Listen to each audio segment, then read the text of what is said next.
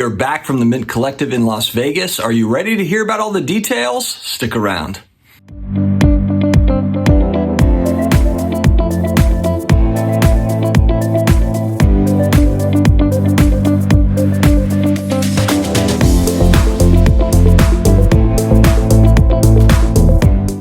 Hello to all my sports card collectors, investors, all of my collectibles friends. I hope that you're doing amazingly well. It's another week, and I apologize. I took a red eye back from Las Vegas, got in on the East Coast at about 6 a.m., and I'm running on fumes. So this might be a little bit of a struggle today, but we are just going to push through. We have to. Just got to keep on going. If you're new here, please hit that subscribe button, a tappity tap on that like and notification bell. Please just hit all the buttons down below to help spider out these videos so that the masses can find them, or the sports card people that are looking for them. Also, connect with me on IG at SportsCardDad, and I'm also on Twitter, the SportsCardDad. All right, guys, so I'm actually going to break this up into two videos because the first one is this one is going to be mainly focused on the exhibit hall, what I saw, just some takeaways from it. The second video is going to be about the two panels, the two sessions that I was able to attend. The first one was creating authentic content, something to that title. And then the other one was the closeout, kind of the closing panel that had the card ladder guys, the card ladder people, and then also Josh Luber talking. There were some interesting things, what they were saying, but also there was a Q&A at the end that was very interesting. So we will talk about that in the second video, either tomorrow or the following day. All right, well, first things first, I was lucky to have my son with me. My oldest son, my 16-year-old son, was able to make this trip with me, and that was awesome because he's never been to Las Vegas, and also he was able to be cameraman. So he was able to get some video and some pictures and stuff, and it was just really great having him there. Good bonding time, and he was asking me questions about all the stuff. He also saw, and I can't remember the name of the YouTuber, there was a basketball YouTuber there that has like 3 million subscribers, and he about like fainted when he saw him. It was like, and this is a guy that's played one-on-one with like NBA players or something, and he just happened to be there with a booth with other content creators.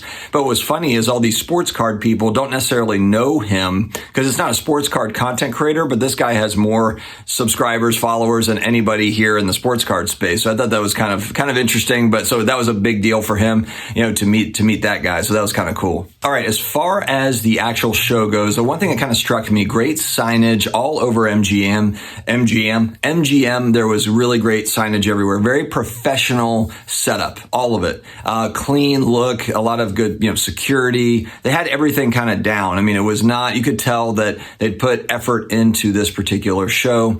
The exhibit hall, and I'll kind of pan around, I'll show a video. It was big. There wasn't, exhibitors packed in, wall-to-wall exhibitors. It wasn't like that. But it was kind of nice because it offered a lot of space to be able to move around. You didn't feel like you were on top of people. At the same time, though, it was really tough to gauge, like, wow, is there a lot of people here or not really? It might have seemed like there wasn't as many just because it was a larger room, and people were able to spread out a little bit. But we got there at 9:30 Saturday morning for the opening. I did not see the welcome reception Friday night. 7 to 10 p.m. We flew in at midnight, and then got up Saturday morning, and kind of predictably, it wasn't packed at 9:30 when it opened to the general public. It's Las Vegas. People were out all night, whatever. But it did pick up as the day went on. And, it just struck me. The one thing about this particular conference that was really cool, and I hope that expands on in the future, a lot of startup type companies, and then smaller companies that are doing things in the hobby that people haven't heard of because these are companies that are just trying to get their Instagram figured out, their social media stuff. They're trying to do YouTube. They're trying to get the word out. And so the Mint Collective was kind of a way for them to be in front of other businesses. This was more of a B2B type show. There were cards there. There was card people there. There was plenty of vendors actually for cards. Actually, one that was really cool was called Everything Ricky Henderson. And these guys just had all Ricky Henderson cards, which I was actually looking on. I'd bid and lost on Ricky Henderson's second year. I really like his 81 top. So I wanted a PSA 9. I was bidding on them on eBay and I just got outbid by a little bit. So I was like thinking maybe these guys will have it. But anyway, the point is there was card stuff there. If you were going to, look for dollar boxes and go buy a bunch of cards, this wasn't it. Actually, I ran into Dr. Jim Beckett, and that's his deal. He goes through boxes and he looks through that stuff, and he's like, yeah, I found 3 tables that have dollar boxes here. So wasn't that kind of show, but nobody thought it was going to be. This was more of an industry type show. And actually the way that the feedback that I got from people that have been to Industry Summit is that it was kind of like an industry summit, but with a little bit more flair to it. I also talked to a couple of different braking companies, up and coming braking companies, not the massive ones like a Leighton or something like that. And they said that they felt, based on Fanatics coming into the market and just kind of changes and things happening, that it was really important for them to have a presence at this particular show to show, the Michael Rubins, the Josh Lubers, the Fanatics, and the guys that are going to be in control, that they're serious about their business. And so you've kind of heard that speculation of like, you know what, hobby shops are going to be fine as long as they're doing all these other things. If it's a hobby shop that, just has, wall-to-wall boxes that isn't really doing anything online, isn't really trying to better the business, just kind of hanging on, well, they might struggle in this new world that we're entering into. Obviously, I don't know, maybe all of them will be doing great and all of them have their own niche. But I just thought that was interesting that there was two separate breakers that were talking about that as being important, is just trying to get their face out there. And they felt like an event like this one that has a lot of businesses, that's more B2B, would be an important one to attend. You had really the who's who, the big variety of hobby companies. They were really all represented for the most part. SGC didn't have a table, but I know Peter was walking around. I didn't see a dedicated PSA table, and I didn't see Nat Turner. I don't think Nat Turner came in. I also didn't see the other guy, Kevin, or the PSA president. Didn't see those guys. Maybe they were there though. I didn't see them. Saw Brian Gray. You have Fanatics that had a big booth. Panini obviously had a massive, cool booth. Collectible had a really big, huge booth that was cool. eBay was right in the center with their authentication stuff. CSG had a pretty sizable booth. There was a lot of that, but again, like I said, there was also a lot of smaller companies that were interesting. I'd never heard of them. So those are the types of companies. And if you watch my channel, I like to spotlight new companies, Hobby Exchange being one. Check out Hobby Exchange on Instagram. I believe the website is hobby.exchange, but those are guys that they have a search engine to where you can search your card across multiple sites. So you want Michael Jordan rookie card, PSA 5, it pulls up eBay, it pulls up MySlabs, pulls up PWCC, all in one place. Those are the types of companies that are useful, and those are the startups that we want to see more of. And so I saw those guys out there, Hobby Exchange, great guys. But those are not. I'm not going to be able to have FaceTime with them regularly. That's what this particular conference seems to be for, and I hope that they can elaborate and grow that. I did do a video, and I don't know if I'm going to be able to make the clip work because we didn't have the mic working really properly. But AGS grading, the humanless grading, that was kind of interesting. He was showing me the grader, the 1500, the EX 500 or 5000 or whatever he called the machine. That's the company that Master P represents, or he promotes. He's a spokesperson for. One very interesting company. Please check this one out. Rare Edition. So Rare Edition, I think it might be rareedition.com. But anyway, if you just search kind of Rare Edition sports cards, you'll find these guys. The one thing that stood out to me, so they do grading. They also, I believe, have a vault that they've got set up. They've got their slab is insane. I mean, I held this slab, and to me, it's the nicest slab on the market, hands down, and doesn't, nothing against BGS or PSA or SGC, but we're just talking about the slab. Now, they also have grading services, which, I did actually ask them, would you offer just encapsulation without necessarily the grading part, and that they're not offering it at this time. But to me, I was just thinking, man, if I've got, really cool PC card that I just want to have locked into this thing, it is incredible looking. It's built by, I talked to the guy again. I've got a video. I'll try to play the clip, see if we can get it working. But collector born type company, and just really, really cool. So Rare Edition, maybe if you sort Rare Edition grading, or Rare Edition slabs, Rare Edition sports cards, it should pull up. It's really, really cool. Viridian Exchange was another company. Again, never heard of it. Felt like they were doing a lot. I mean, it was like NFTs with physical sports cards, with all these things. But again, Viridian Exchange, never heard of them. But nice guy, really enjoyed talking to him and just kind of picking his brain on all things hobby. Viridian Exchange was cool.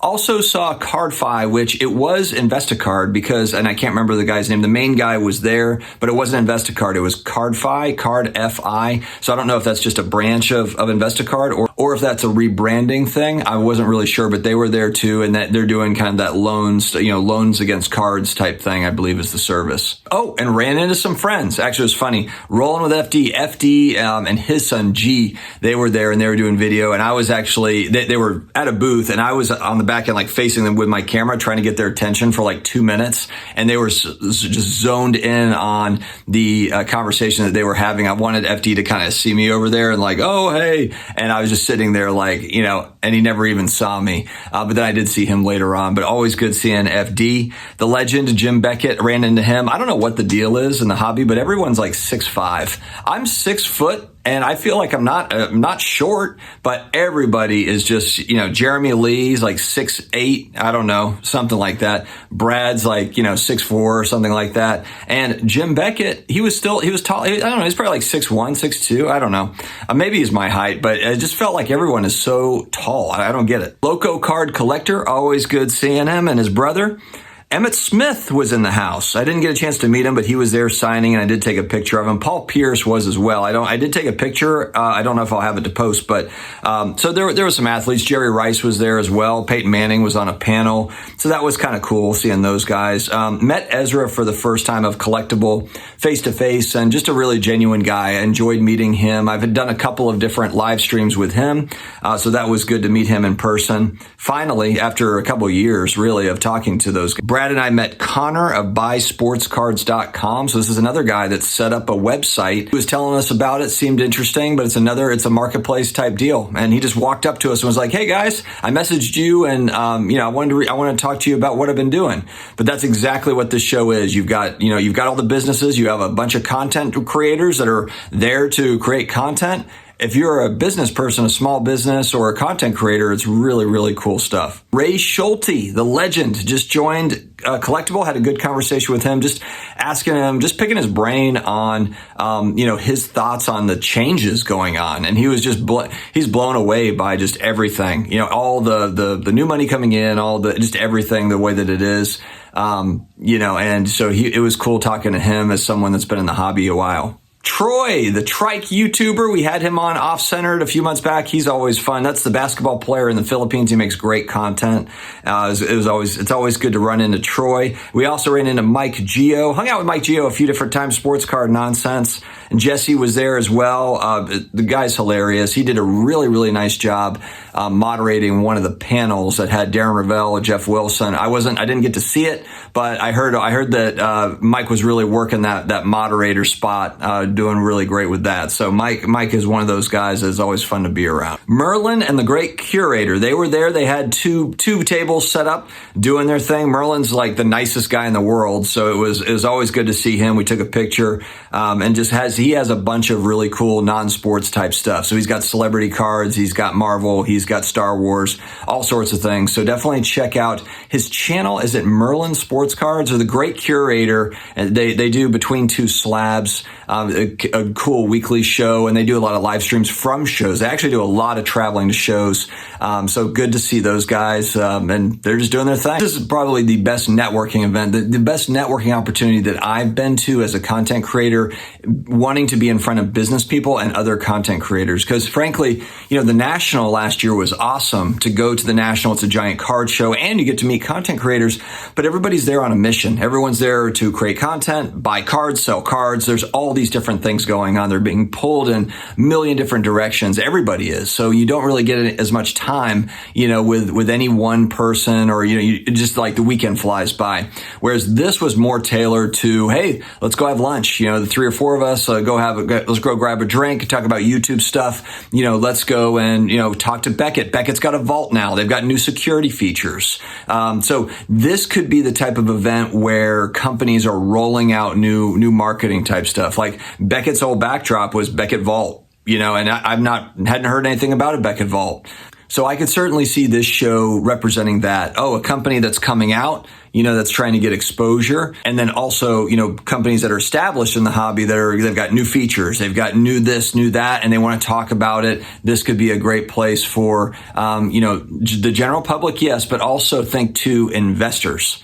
there's investors that come in, even, Jeff at SCI, he made a video just last week how he had invested in a couple of hobby companies. There's a lot of money that's out there that is interested in this space. Maybe doesn't really know, they don't know a lot about it, trying to figure out what they're looking at. This could be kind of an event where investors could come in and say like, I like this idea. Do you guys have any seed money? Do you need any? What do we, and working deals that way. I don't believe there's anything quite like this in the hobby, which is why it's needed. And so I hope that they continue to do this type of show. And I don't know the balance sheet, if they lost money, if they made money, if they broke even, or even what their goals are.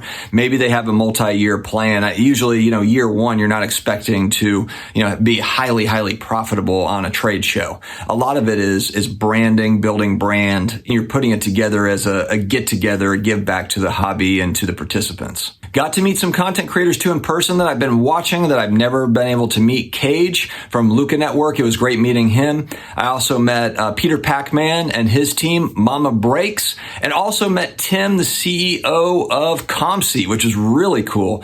And he walked up to me and he was like, "Hey man, I like watching your stuff." And I was like, whoa, that's awesome. I really respect Tim a lot. I think ComC is such a great platform. I know they've had shipping issues here and there, but hell, we had basically the busiest year in the hobby over the last 2 years. Of course, there's going to be, there's going to be issues. Okay. And people are okay to be upset about those issues. I'm not saying like, oh, you shouldn't be upset about this or that or another. It is what it is, but it was really great meeting people. And again, this is the event for FaceTime. It's the event for networking. And that's really it. So it was a success. I hope that they keep it going. My son and I ended the trip rounding it out with Excalibur Tournament of Champions, otherwise known as, or what we call it anyway. This is medieval times. Yeah. Are you prepared for a night of feasting and sport, the likes of which you will never forget? Yes! I charge to stand up and cheer for your section. Do we have some footage? Oh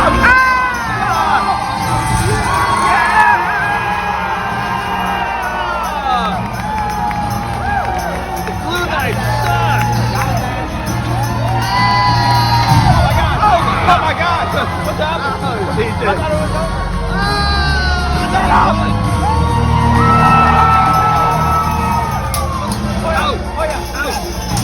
Keep an eye out for part 2, guys. Thank you very much for watching. Stay healthy, stay awesome. I will talk to you again later.